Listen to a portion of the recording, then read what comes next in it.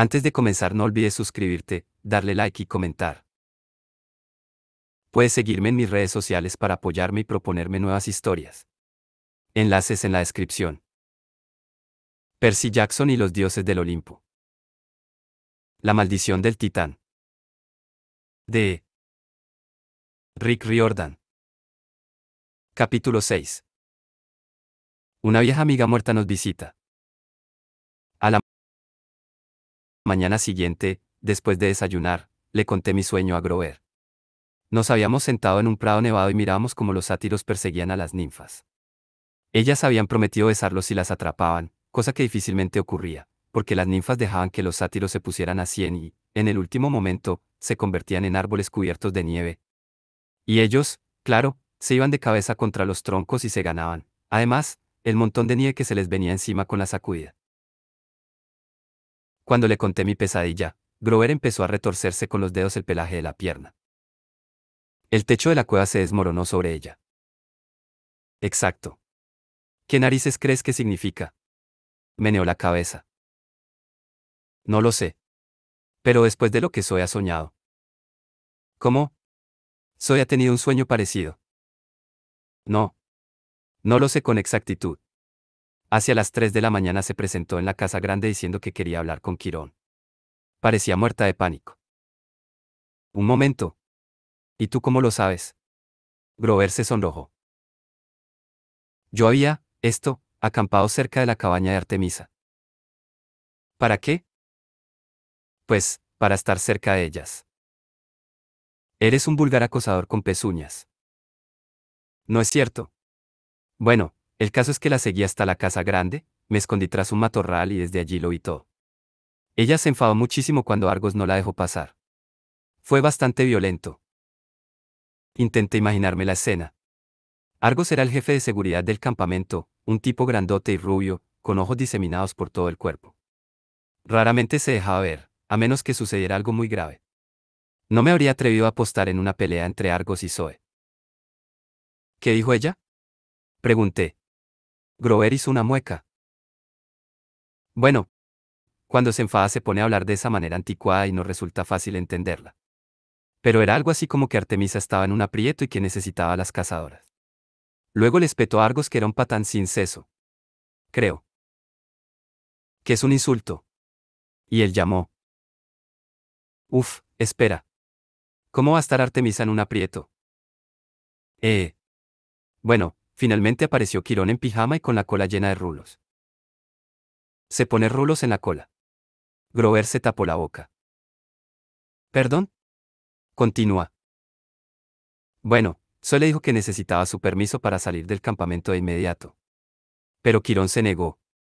Le recordó a Zoe que las cazadoras debían quedarse hasta recibir órdenes de Artemisa. Y ella respondió, Grover tragó saliva. Dijo, ¿cómo vamos a recibir órdenes de Artemisa si se ha perdido? ¿Qué significa eso de, perdido? ¿Que no encuentra el camino? No. Supongo que se refería a que ha desaparecido. Que se la han llevado. Que la han raptado.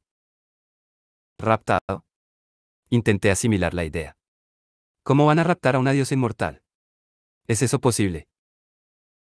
Bueno, sí. Le pasó a Perséfone.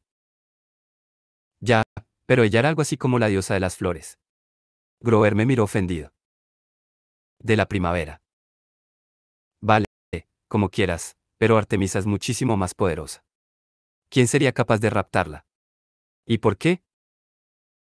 Grover meneó la cabeza con pesadumbre. No lo sé. ¿Cronos? No puede ser tan poderoso aún. ¿O sí? La última vez que habíamos visto a Cronos, estaba hecho añicos.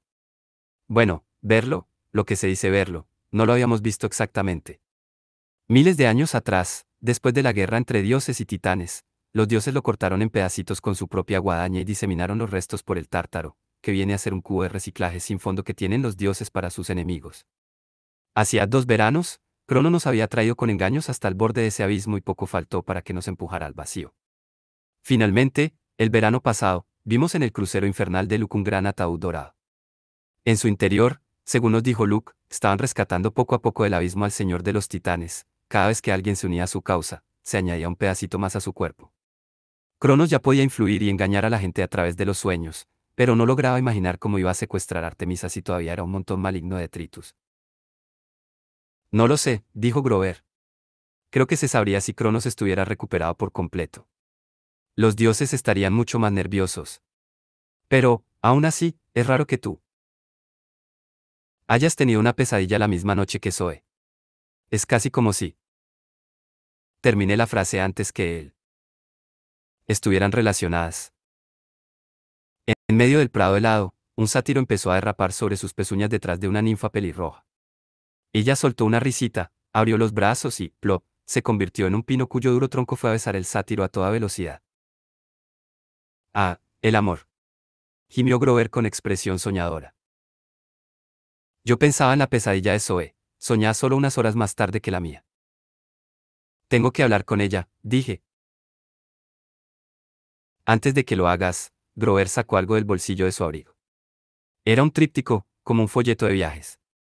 Recuerda lo que dijiste, que era raro que las cazadoras se hubieran presentado sin más en Vestover Hall. Creo que tal vez estaban siguiéndonos. ¿Siguiéndonos? ¿Qué quieres decir? Me dio el folleto. Era sobre las cazadoras de Artemisa. El titular de la tapa rezaba: una sabia decisión para tu futuro. En el interior se veían fotografías de jóvenes doncellas en plena cacería, persiguiendo monstruos y disparando flechas. En los pies de fotos se leían cosas como beneficios para la salud, la inmortalidad, con todas sus ventajas. O bien, un futuro libre de pesados moscones. Lo encontré en la mochila de Annabeth, aclaró Grover. Lo miré fijamente. No te entiendo. Bueno, a mí me parece que, quizá Annabeth estaba pensando en unirse a ellas. Me gustaría decir que me tomé bien aquella noticia. Pero la verdad es que me entraron ganas de estrangular a las cazadoras de Artemisa, una doncella eterna tras otra. Intenté mantenerme ocupado el resto del día, aunque me sentía muy angustiado por Annabeth. Asistí a una clase de lanzamiento de jabalina, pero el campista de Ares que se encargaba de darla me sacó de allí enfurecido cuando me distraje y lancé la jabalina antes de que él pudiese apartarse. Me disculpé por el agujero que le hice en los pantalones, pero el tipo me mandó igualmente a freír espárragos. También visité los establos de los Pegasos, pero me encontré a Silena Boregar, de la cabaña de Afrodita, discutiendo con una de las cazadoras y pensé que era mejor no meterse. Luego fui a sentarme en la tribuna de la pista de carreras de carros y me quedé allí, enfurruñado. En los campos de tiro al arco, Quirón estaba dirigiendo las prácticas de puntería. Yo sabía que él era la persona más indicada para hablar. Quizá pudiera darme algún consejo. Sin embargo, algo me frenaba. Tenía la sensación de que Quirón intentaría protegerme, como de costumbre, y de que no me contaría todo lo que sabía. Miré en otra dirección. En la cima de la colina mestiza, el señor de Iargo le daban su pitanza al dragón bebé que vigilaba el vellocino de oro. Y entonces se me ocurrió, en la casa grande no habría nadie en ese momento, pero sí había allí una cosa a la que podía recurrir para orientarme. La sangre me zumbaba en los oídos cuando entré corriendo en la casa y subí las escaleras. Solo había hecho aquello una vez en mi vida, y aún me provocaba pesadillas. Abrí la trampilla y entré en el desván. Estaba oscuro, polvoriento y atestado de trastos, como la otra vez. Había escudos mutilados por mordiscos de tamaño monstruoso, y espadas dobladas de tal modo que parecían cabezas de demonios. También un montón de animales disecados, entre ellos una arpía y una pitón naranja. Junto a la ventana, en un taburete de 3 patas, estaba la momia pergaminada de una vieja dama, con un vestido hippie teñido. El oráculo. Me obligué a acercarme y aguardé a que saliera de su boca la ondulante niebla verde de la otra vez. Pero nada sucedió. Hola, dije. ¿Cómo van las cosas? Hice una mueca ante la estupidez de mi pregunta. Si estás muerto y arrumbado en el desván, las cosas no te van, ni bien ni mal. Pero yo sabía que el espíritu del oráculo estaba allí. Percibía una fría presencia en la habitación, como una serpiente enroscada y dormida. Tengo una pregunta, proseguí un poco más alto. Sobre Annabeth. ¿Cómo puedo salvarla? Nada. Un rayo de sol oblicuo se colaba por la sucia ventana, iluminando las motas de polvo que bailaban en el aire. Aguardé un poco más, hasta que al final me harté. Me estaba vacilando un cadáver. Muy bien, dije. Ya lo averiguaré por mi cuenta. Di media vuelta y tropecé con una mesa alargada llena de recuerdos. Parecía incluso más atiborrada que la vez anterior. Los héroes almacenaban los objetos más variopintos en aquel desván. Trofeos que ya no querían conservar en sus cabañas, trastos que les traían malos recuerdos. Yo sabía que Luke había dejado allí arriba la garra de un dragón, la que le había marcado la cara. Vi la empuñadura rota de una espada con el rótulo, cuando se rompió, mataron al héroe. 1999. Entonces me fijé en un chal de seda rosa con una etiqueta. La recogí y traté de leerla. Bufanda de la diosa Afrodita. Recuperada en Waterland, Denver, Sego, por Annabeth Chase y Percy Jackson. Contemplé aquel chal. Lo había olvidado por completo. 2 años atrás, Annabeth me lo había quitado de las manos, diciéndome algo como, no. Apártate de esa magia de amor. Yo creía que lo habría tirado, pero estaba allí. Lo había conservado todo este tiempo. ¿Y por qué lo había guardado en el desván? Me volví hacia la momia. No se había movido, pero las sombras le dibujaban una sonrisa espantosa. Dejé caer el pañuelo y procuré no salir corriendo. Aquella noche, después de cenar, estaba resuelto a derrotar a las cazadoras en la captura de la bandera. Iba a ser un partido muy reducido, solo 13 cazadoras, incluyendo a Bianca y Anielo, y más o menos el mismo número de campistas. Zoe Belladonna parecía muy contrariada. No paraba de mirar a Quirón con rencor, como si no pudiera creer que la hubiera obligado a quedarse y participar en aquel juego. A las demás cazadoras tampoco se las veía muy contentas. Ya no se reían ni bromeaban como la noche anterior. Ahora se apiñaban en el pabellón y susurraban entre ellas mientras se ajustaban las armaduras. Daba la impresión de que algunas habían estado llorando. Supongo que Zoe les habría contado su pesadilla.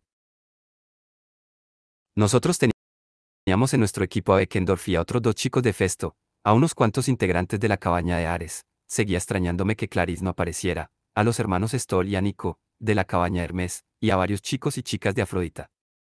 Era curioso que la cabaña de Afrodita se prestase a jugar.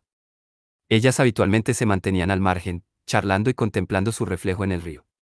Pero en cuanto se enteraron de que íbamos a enfrentarnos con las cazadoras, se apuntaron con unas ganas enormes. Ya les enseñaré yo sí, el amor no vale la pena, refunfuñaba Silena Beauregard mientras se colocaba su armadura. Las voy a pulverizar. Y finalmente, estábamos Thalía y yo. Yo me encargo del ataque, propuso ella. Tú ocúpate de la defensa. Titubeé, porque había estado a punto de decir exactamente lo mismo, solo que al revés. ¿No te parece que con tu escudo estarías mejor defendiendo? Thalía ya tenía la égida en el brazo, y hasta nuestros propios compañeros mantenían las distancias y procuraban no encogerse de miedo ante la cabeza de la medusa. Bueno, justamente estaba pensando que el escudo servirá para reforzar el ataque, respondió ella. Además, tú tienes más práctica en la defensa. No sabía si me tomaba el pelo o no. Yo más bien había tenido experiencias desagradables jugando de defensa. En mi primer año, Annabeth me había utilizado como cebo para despistar al equipo contrario y poco había faltado para que me despedazaran a lanzazos y me devorara un perro del infierno. Vale, es cierto, mentí. Genial. Thalía se puso a ayudar a las chicas de Afrodita, pues algunas tenían problemas para ponerse la armadura sin estropearse las uñas.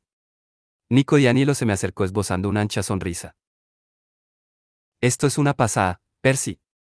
El casco de bronce, con un penacho de plumas azules en lo alto, casi le tapaba los ojos, y su peto debía de ser unas 6 tallas grande. Me pregunté si yo también habría tenido un aspecto tan ridículo cuando llegué al campamento. Seguramente sí. Nico alzó su espada con esfuerzo. ¿Podemos matar a los del otro equipo? No. Pero las cazadoras son inmortales, ¿verdad? Solo si no caen en combate. Además, sería genial que resucitáramos en cuanto nos mataran y pudiéramos seguir peleando. Nico, esto va en serio. Son espadas reales. Y pueden hacer mucho daño. Me miró, un poco defraudado, y me di cuenta de que acababa de hablar como mi madre. GRRR. Mala señal.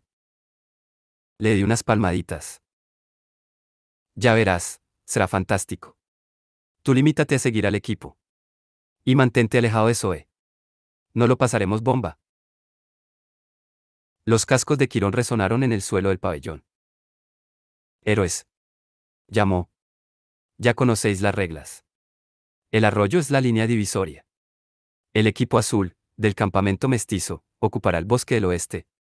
El equipo rojo, de las cazadoras de Artemisa, el bosque del este. Yo ejerceré de árbitro y médico de campaña. Nada de mutilaciones, por favor. Están permitidos todos los artilugios mágicos. A vuestros puestos.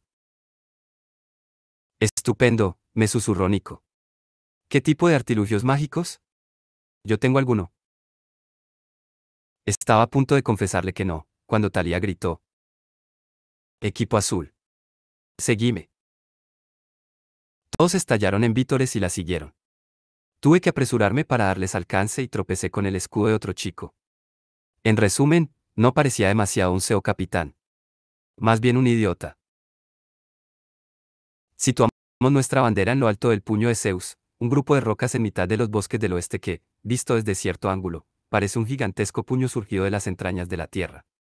Si lo miras por el otro lado, parece un montón de excrementos de ciervo, pero Quirón no nos habría permitido que lo llamásemos montón de mierda, sobre todo después de haber sido bautizado ya con el nombre de Zeus, que no tiene demasiado sentido del humor. En todo caso, era un buen lugar para situar la bandera. La roca más alta tenía 6 metros y era bastante difícil de escalar, de manera que la bandera quedaba bien visible, tal como establecía él. Reglamento, sin que importara demasiado que los centinelas no pudieran permanecer a menos de 10 metros de ella.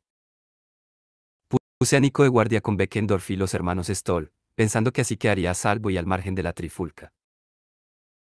Vamos a enviar un señuelo hacia la izquierda, dijo Thalía a todo el equipo. Suena, tú lo encabezarás. Entendido. Llévate a Laurel y Jason. Son buenos corredores. Describe un arco bien amplio en torno a las cazadoras. Atrae a todas las que puedas. Yo daré un rodeo por la derecha con el grupo de asalto y las pillaré por sorpresa. Todos asintieron. Parecía un buen plan, y Thalía lo había explicado con tanta confianza que era fácil creer que funcionaría. Ella me miró. ¿Algo que añadir, Percy? Sí. Ojo visor en la defensa. Tenemos 4 centinelas y 2 exploradores. No es mucho para un bosque tan grande. Yo iré cambiando de posición. Gritad si necesitáis ayuda. Y no abandonéis vuestros puestos. Salvo que veáis una ocasión de oro, añadí. Thalía frunció el entrecejo. No abandonéis vuestros puestos, vale. Exacto. Salvo. Percy. Me puso la mano en el brazo y recibí una buena descarga. En invierno cualquiera puede transmitir electricidad estática, pero si lo hace Thalía duele un rato, lo aseguro. Imagino que tendrá que ver con el hecho de que su padre sea el dios del rayo. He oído que ha llegado a freírle las cejas a más de uno. Perdón, se disculpó enseguida, aunque no parecía muy arrepentida. Bueno, ¿todo el mundo lo ha entendido? Todos asintieron. Nos fuimos dispersando en pequeños grupos. Sonó la caracola y empezó el juego. El grupo de Silena desapareció por la izquierda. El de Thalía le dio unos segundos de ventaja y se lanzó hacia la derecha. Yo aguardé a que ocurriese algo. Trepé hasta lo alto del puño de Zeus para disponer de una buena vista del bosque. Recordaba cómo habían surgido las cazadoras y más la otra ocasión, mientras luchábamos con la mantícora, y me esperaba un ataque relámpago parecido, una carga por sorpresa pensada para arrollarnos. Pero no pasaba nada. Divisé un instante a Silena y sus 2 exploradores. Cruzaron corriendo un claro, seguidos por 5 cazadoras, y se internaron en el bosque con el fin de alejarlas lo máximo posible de Thalía. El plan parecía funcionar. Luego vi a otro pelotón de cazadoras que se dirigían hacia el este con sus arcos en ristre. Debían de haber localizado a Thalía. ¿Qué ocurre? Me preguntó Nico mientras intentaba encaramarse a mi lado. Mi, mi mente funcionaba a 100 por hora. Thalía no lograría abrirse paso, pero las cazadoras estaban divididas. Y con tantas de ellas destinadas a cubrir los flancos, habrían dejado el centro desguarnecido y muy expuesto. Si me movía deprisa. Miré a Beckendorf. ¿Podéis sostener la posición vosotros solos? Beckendorf soltó un bufido. Pues claro. Entonces voy a buscarla. Los hermanos Stoll y Nico me lanzaron vítores mientras yo salía disparado hacia la línea divisoria. Corría a toda velocidad y me sentía fenomenal. Salté el arroyo y entré en territorio enemigo. Ya veía su bandera plateada un poco más adelante, con una sola cazadora de guardia que ni siquiera miraba en mi dirección. Oí ruido de lucha a derecha e izquierda, en el espesor del bosque. Estaba hecho. La cazadora se volvió en el último momento. Era Bianca di Anielo. Abrió los ojos de par en par justo cuando ya me abalanzaba sobre ella y la derribaba sobre la nieve. Lo siento. Grité. Arranqué del árbol la bandera de seda plateada y eché a correr otra vez. Me había alejado 10 metros cuando Bianca acertó a pedir socorro. Creía que estaba salvado. Flip. Una cuerda plateada se coló entre mis tobillos y fue a enrollarse en el árbol de al lado. Una trampa disparada con arco. Antes de que pudiera pensar siquiera en detenerme, caí de bruces sobre la nieve. Percy. Chilló Thalía desde la izquierda. ¿Qué demonios estás haciendo? No llegó a alcanzarme, porque justo entonces estalló una flecha a sus pies y una nube de humo amarillo se enroscó alrededor de su equipo. Todos empezaron a toser y sufrir arcadas. A mí me llegaba el olor del gas, una peste espantosa a sulfuro. No es justo. Jadeó Thalía. Las flechas pestilentes son antideportivas. Me incorporé y eché a correr otra vez. Unos metros más hasta el arroyo y me alzaría con la victoria. Varias flechas me silbaron en los oídos. Una cazadora surgió como por ensalmo y me lanzó un tajo con su cuchillo, pero yo lo esquivé y seguí corriendo. Oí gritos desde nuestro lado, más allá del arroyo. Beckendorf y Nico venían hacia mí disparados. Primero creí que habían salido a darme la bienvenida, pero luego comprendí que perseguían a alguien, a Zoe Belladonna, que volaba hacia mí con una agilidad de chimpancé, esquivando a todos los campistas que le salían al paso. Y sujetaba nuestra bandera. No. Grité, y aceleré todavía más. Estaba solo a medio metro del agua cuando ella cruzó de un salto al lado que le correspondía y se me echó encima por si acaso. Las cazadoras estallaron en vítores mientras todos acudían al arroyo. Quirón surgió de la espesura con aire ceñudo. Llevaba sobre su lomo a los hermanos Stoll, que parecían haber recibido varios golpes muy fuertes en la cabeza. Connor Stoll tenía 2 flechas en el casco que sobresalían como un par de antenas. Las cazadoras ganan, anunció Quirón sin ninguna alegría. Y añadió entre dientes, por 56ª vez seguida. Perseus Jackson. Chilló Thalía, acercándose. Olía huevos podridos y estaba tan furiosa que saltaban chispas de su armadura. Todo el mundo se encogía y retrocedía ante la visión de la ejida. Yo tuve que emplear toda mi fuerza de voluntad para no arrugarme. En nombre de todos los dioses, ¿en qué estabas pensando? Bramó. Apreté los puños. Ya había tenido bastante mal rollo aquel día. No necesitaba más. He capturado la bandera, Thalía. La agité ante su rostro. He visto una ocasión y la he aprovechado. Yo había llegado a su base. Me gritó a todo pulmón. Pero su bandera había desaparecido. Si no te hubieses metido, habríamos ganado. Tenías a demasiadas cazadoras encima. Ah, así que es culpa mía. Yo no he dicho eso. Arg. Me dio un empujón y recibí una descarga tan intensa que me lanzó 3 metros más allá, directo al centro del arroyo. Varios campistas ahogaron un grito y un par de cazadoras contuvieron la risa. Perdona. Se disculpó Thalía, palideciendo. No pretendía. Sentí la cólera rugiendo en mi interior, y de repente surgió una ola del arroyo y fue a estrellarse en la cara de Thalía, que quedó empapada de pies a cabeza. Ya, refunfuñé mientras me ponía en pie. Yo tampoco quería. Thalía jadeaba de rabia. Ya basta. Terció Quirón. Pero ella blandió su lanza. ¿Quieres un poco, sesos de alga? Que Annabeth me llamase a veces así estaba bien, o al menos ya me había acostumbrado, pero oírselo decir a Thalía no me sentó nada bien. Venga, tráela para aquí, cara de pino. Alcé mi espada, pero antes de que pudiera defenderme, Thalía dio un grito y al instante cayó un rayo del cielo que chisporroteó en su lanza, como si fuese un pararrayos, y me golpeó directamente en el pecho. Me desmoroné con estrépito. Noté olor a quemado y tuve la sensación de que era mi ropa. Thalía. rugió Quirón. Ya basta. Me levanté y ordené al arroyo entero que se alzase. Cientos de litros de agua se arremolinaron para formar un enorme embudo helado. Percy, suplicó Quirón. Estaba a punto de arrojárselo encima a Thalía cuando vi algo en el bosque. Mi cólera y mi concentración se disolvieron al instante, y el agua cayó chorreando en el lecho del arroyo. Thalía se quedó tan pasmada que se volvió para ver qué estaba mirando.